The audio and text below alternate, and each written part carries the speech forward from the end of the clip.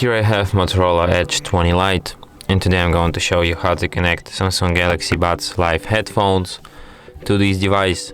So firstly you have to open its case, then you have to enable Bluetooth, and then when you will see tap pair new device, and after you see these headphones in the list of available devices, just tap on them and then tap pair, and now you have these headphones connected. If you want to disconnect from them, tap here, and here you have two options: disconnect from this device or forget this, it's forever. And that's it. Thanks for watching.